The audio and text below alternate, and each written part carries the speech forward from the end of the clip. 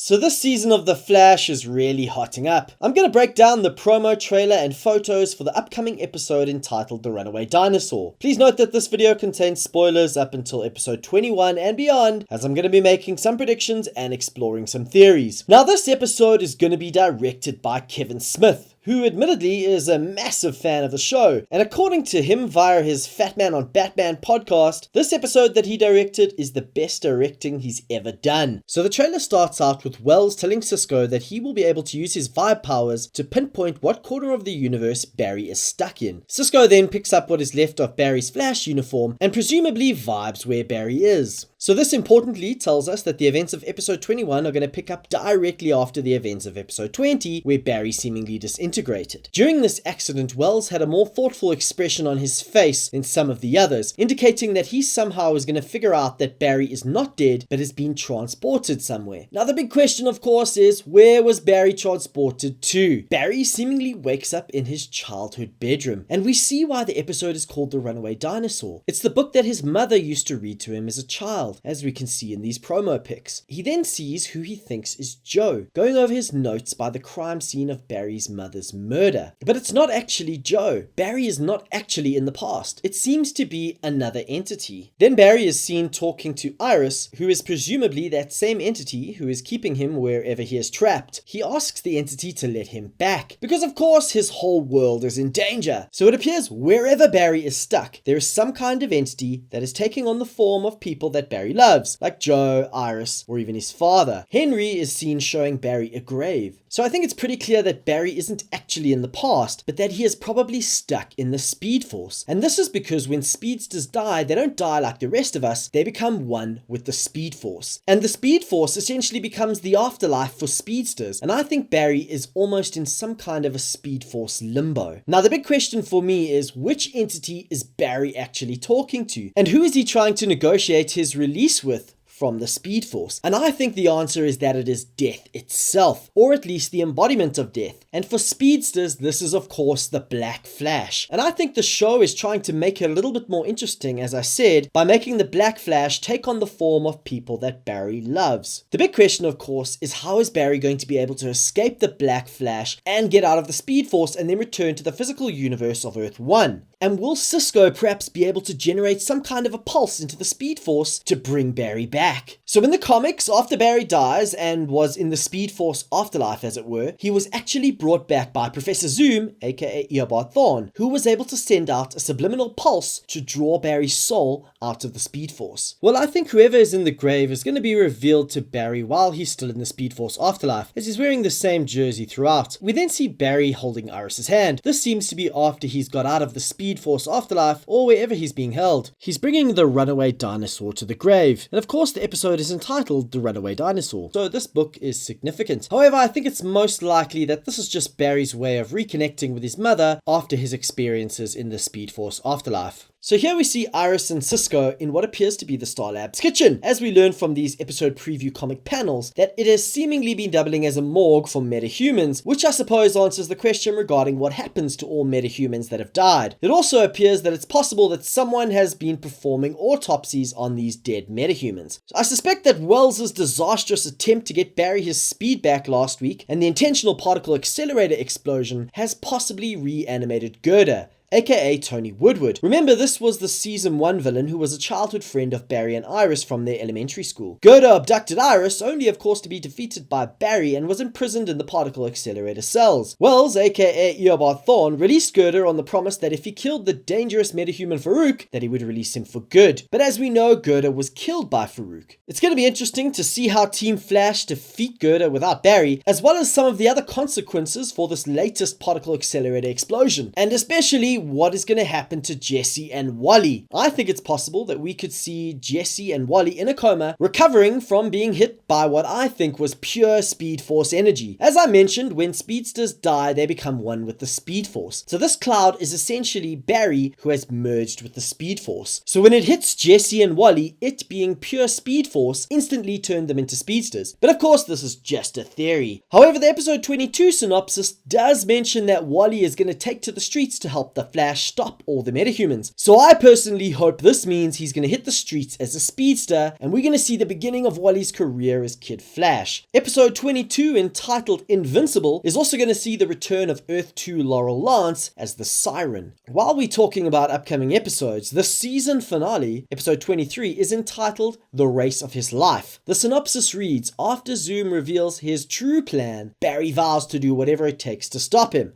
So it's not giving away much, but it does tell us something important in that Zoom has yet to reveal his true plan. And I think whatever his true plan is, it's going to be very much related to the identity of the man in the Iron Mask. And as I said before, I think the man in the Iron Mask is going to turn out to be the real Jay Garrick. And we're also going to find out why Hunter Zolomon is so obsessed with the real Jay Garrick, to the point that he would impersonate him. And how is the history of Jay Garrick possibly tied to his own history? So as we know, Henry Allen of Earth 1 recently dropped a major revelation regarding the possible identity of the real Jay Garrick. So we now know that Garrick was the maiden name of Barry's grandmother, Henry's mother. And of course we know from the comics that Jay Garrick is the Golden Age Flash, and in the current continuity is depicted as an older man. Added to the fact that in a previous episode in the season, when Barry was traveling through the multiverse, he saw the Flash from the old 1990s TV show. The Flash there, of course, was played by none other than John Wesley Shipp, who of course now plays Barry's father. Now when this happened in the episode initially, I shrugged it off as a cool little Easter egg. However, after Henry Allen revealed that his mother's maiden name was Garrick, I now think that the real Jay Garrick is certainly going to be played by John Wesley Shipp. But the big question is, which version and from what Earth and time? Now Jay Garrick can't be the present day Henry Allen from Earth 1, and we know that Henry Allen of Earth 2